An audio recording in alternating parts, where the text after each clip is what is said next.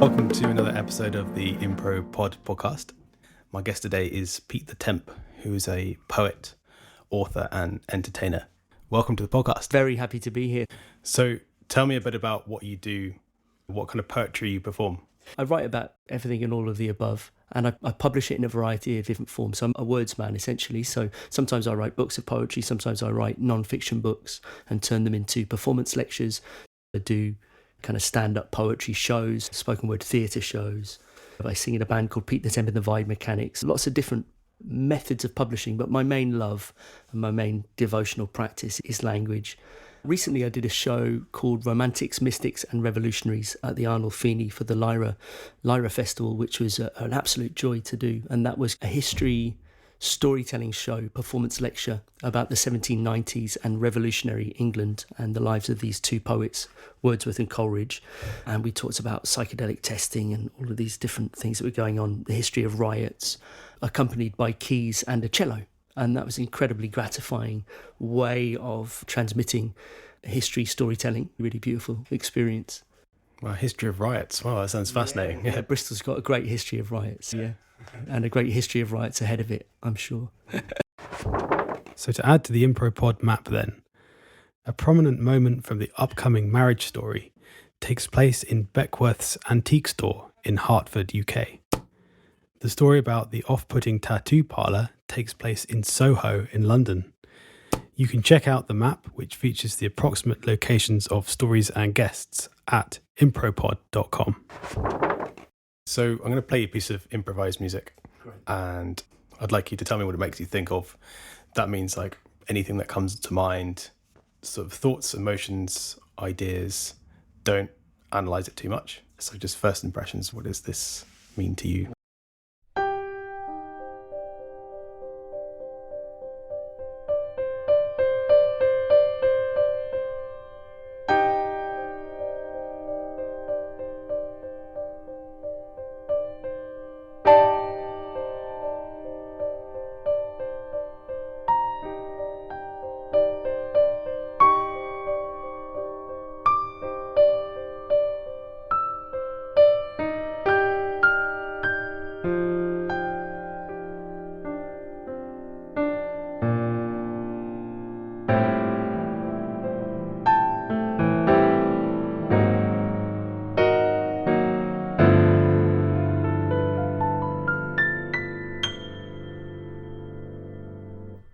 So what did you think of that? Beautiful. I was in deep black space and there were these forms arising and just almost like epiphanies. They didn't seem to necessarily be part of a structure. They were just arising and fading away. It reminds me there's certain Buddhist meditations where you imagine yourself in infinite blackness and thoughts arise and thoughts just dissolve into nothingness. And then these chords came in and then it suddenly went down into my lower abdomen and I just felt like a ground had appeared. And suddenly it had this kind of emotional kind of landscape to it. And suddenly it had this depth and this dimensionality that it didn't have before.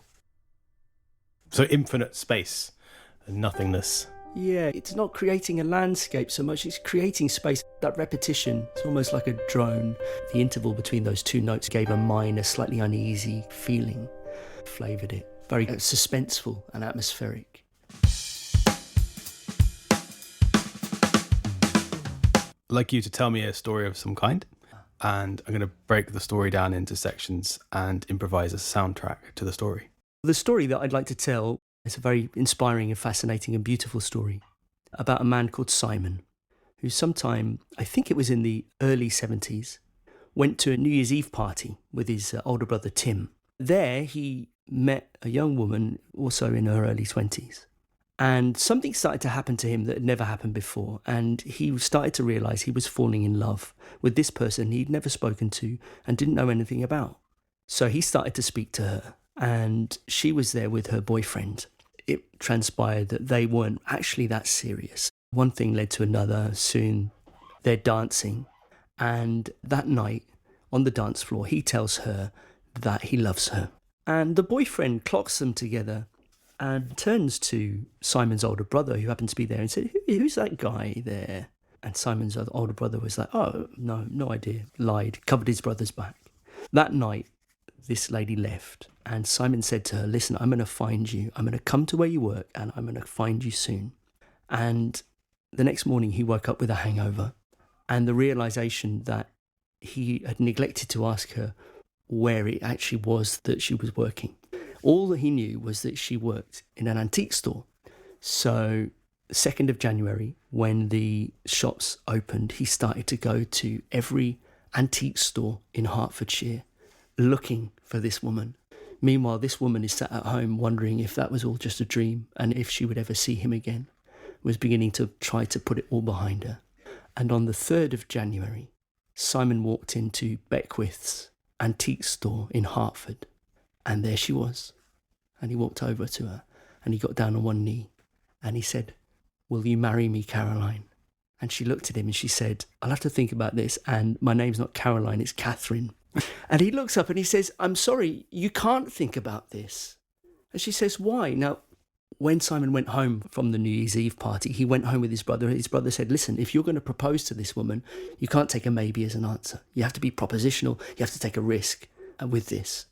And this was the 1970s, right? So their models for masculinity was like James Bond, right? So anyway, he said, I can't take a maybe for an answer. She said, why? He said, because in 5 days' time, I'm moving to South Africa and I'm going to live there and study hyenas. He was a zoologist. And I want you to come and help me and live with me as my bride, study hyenas in the outback of South Africa in the savannah. And she's like, okay. She'd left school at 15 and was working on her dad's farm. And this was kind of like one of the most exciting things that had ever happened to her. So Catherine, as it turned out was her name, agreed to marry him, this man that she spent only a number of hours with. And she said, well, I'm going to have to introduce you to my dad. So they go and they meet her dad. And Simon says, listen, I'd like to marry your daughter. And he says, no, you're not. Who are you? They get chatting and turns out that Simon's dad actually knew her dad. They were both in farming. So he's like, okay, well, let's get a wedding together. And all the family rallied round. Catherine phoned her now ex-boyfriend and told him that he was now her ex-boyfriend and she was going to get married. He was a bit shocked, but laughed about it, and he was invited to the wedding as well. They had about 3 or 4 days, I think, to get a wedding together in a registry office because the flight was already booked for South Africa. They booked her a flight as well. And on the 7th of January, they had a wedding, and it was a beautiful occasion. The press were invited. The Sun newspaper even covered the event. I've seen the photographs. He had an 8-inch afro, huge, ridiculous haircut. The problem was that there was a weekend between the marriage proposal and the wedding, so there was nowhere open where he could have his haircut. And then the day after the wedding, Simon took Catherine to meet his mother, who was in hospital, actually dying of cancer. And she got to meet her new daughter-in-law, and the following day, she died. And on the 10th of January, Simon flew off, and Catherine was a day or two behind her on a separate flight and flew into South Africa and was met by a friend of Simon who met her and accompanied her to this little hut in the savannah where her husband, that she'd known only for a number of hours, was waiting for her. And they lived in the savannah and they studied hyenas.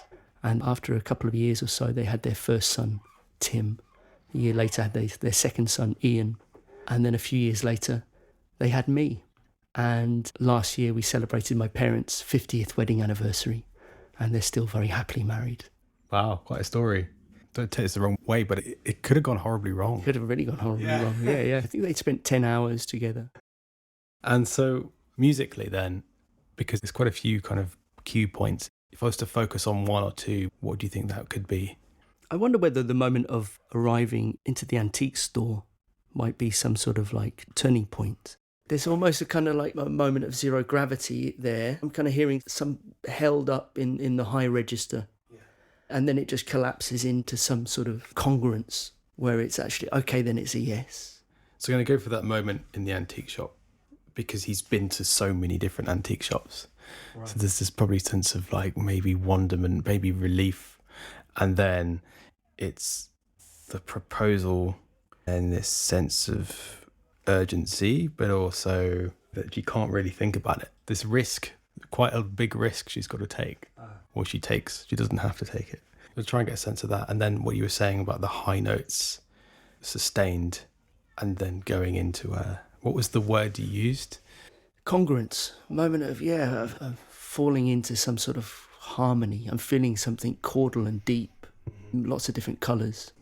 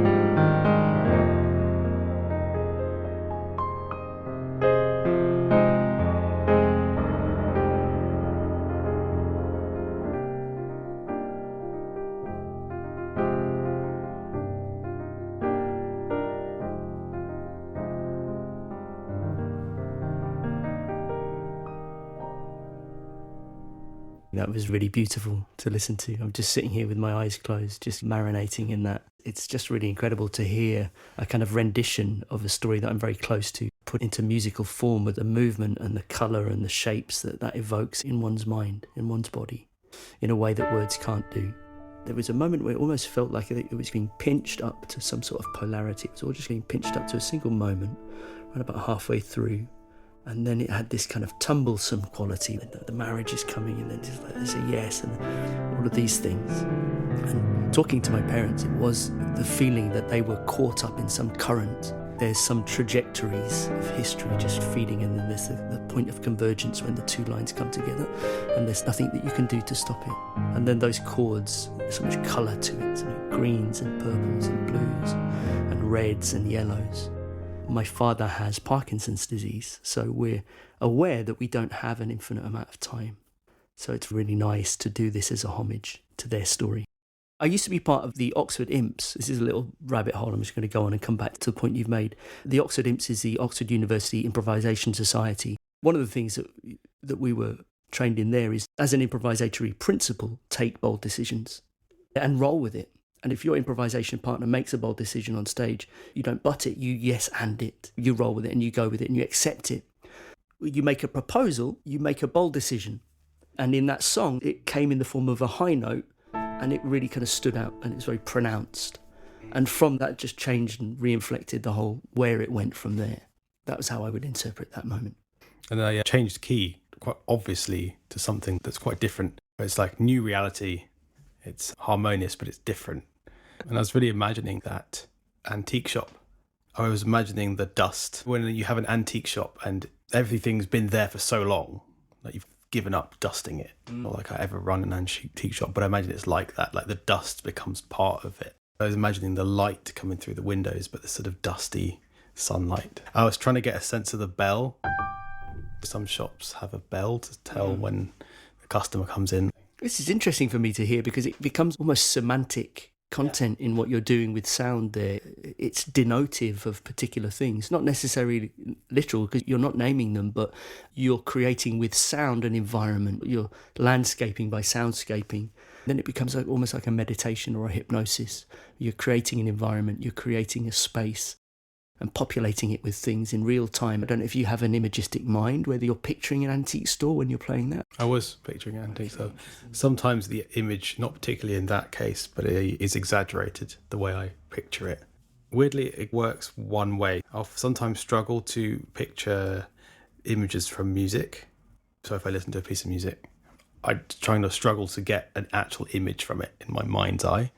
But if I'm playing the music, then I can think about an image fairly easily. So I'm thinking about the image more than the music, but like letting my musical intuition interpret it. When I was improvising that piece, I'm thinking of an image. So I'm thinking of that atmosphere in the antique shop. I'm thinking of that more than the music.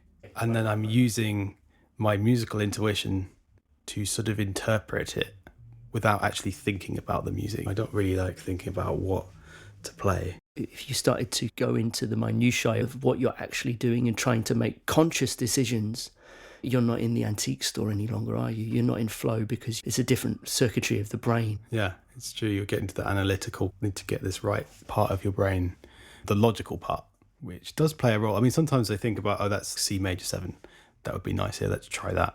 Or I quite like these sort of chords, jazzy, open kind of sound.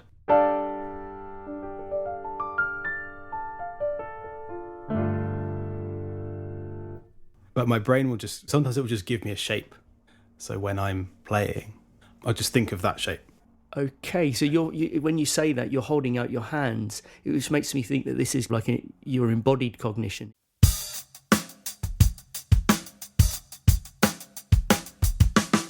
So would you like to tell another story then? We could try another story, yeah.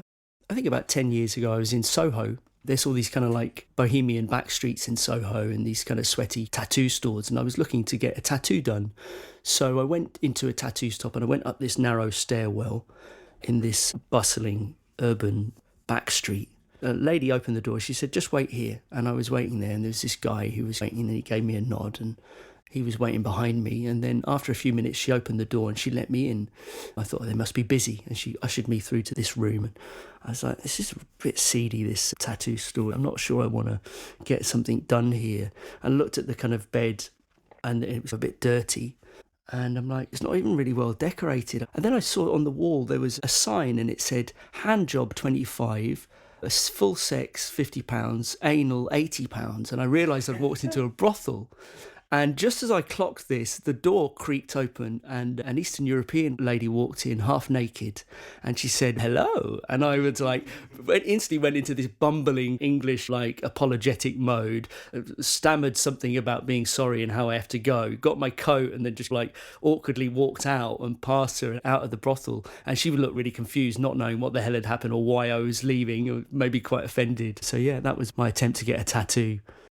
So to start with, I'm going to get a sense of Soho, set the vibe, maybe something a bit jazzy, and everything's good. And you go into this tattoo parlor and you go up the stairs. And then I'm going to try and get a sense of this, something's a bit off, something's a bit strange. You're not quite sure what's going on here.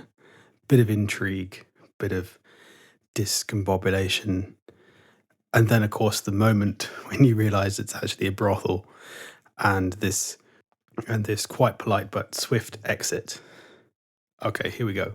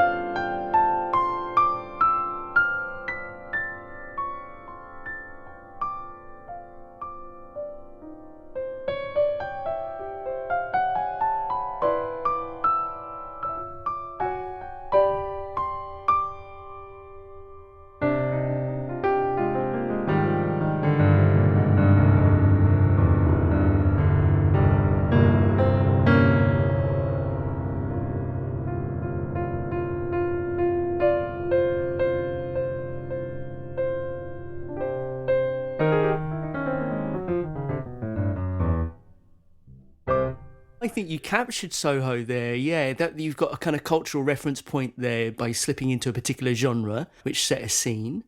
And then metaphorically for me, it went up the stairs, and then they were in the room, in the brothel, and then it was these kind of high notes again. So it's got a definite beginning, middle, and end, this, because you've got Soho leading up to the room, and then you've got in the room, and then this moment of, again, this kind of suspension, this zero gravity moment. You've got these high notes, and then it's discordant, and it doesn't seem to be, the confusion seems to be mirrored by the fact that you weren't in a particular key, or it didn't seem to be going anywhere, and didn't quite know what it was doing, almost, the song. For me, is how I'm interpreting it. I could see that very staircase again. I could see me running back down it and just going off. And then you just have this little kind of like comic ending, just to kind of just say, look, that was absurd. And then you go, oh, that's got a little kind of story out of it. Yeah, really interesting.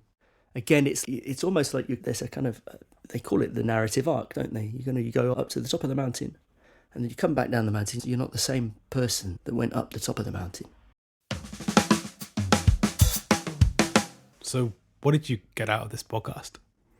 I've never been part of a meta conversation about improvisation before, which I find really fascinating. That is the act of discussing improvisation in and of itself, because it weirdly deepens the stories. By telling the stories musically, it then brings up new questions and new insights about the actual stories that we're having. And it brings some emotionality into it as well, because this is why we have music. It speaks to us from a very ancient, very deep place.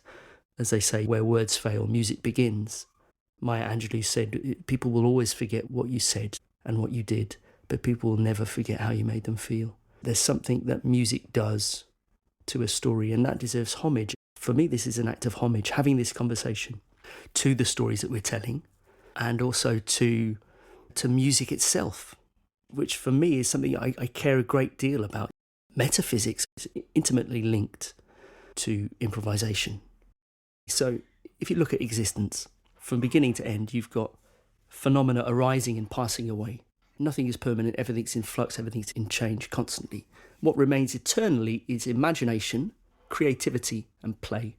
And astrophysicists and wisdom traditions and every mystical tradition that has ever existed, they all, at the heart of their mystical tradition, have contemplated on the musical, improvisatory nature of existence as a creative process.